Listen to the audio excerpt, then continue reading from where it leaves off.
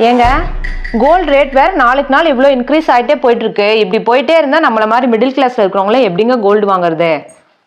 Gold தானம்மா, மாமா இருக்கும்போது நீ எதுக்கு கவலைப்படுற? உனக்கு எத்தனை கோல்டு வேணும்னு சொல்லு, உடனே 10 நிமிஷம் போய் மாமா வாங்கிட்டு வரேன். அப்படியா மாமா? நிஜமா அவ்வளோ காசு வச்சிருக்கீங்களா? ஆமாம்மா. சரி வாங்க, உடனே போய் வாங்கிட்டு வந்துடலாம். வாங்க இப்பவே போலாம். நீ எதுக்குமா? நான் ஒருத்தன் போதாதா?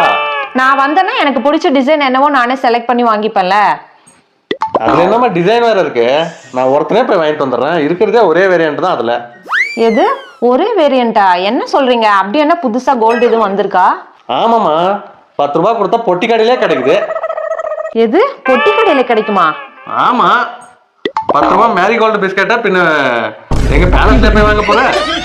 பொட்டி கடையில தான் கிடைக்கும்.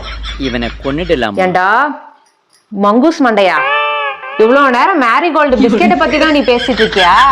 இருடி, உன் மண்டைய பிச்சு பிஸ்கெட்டா ஆக்குறேன்.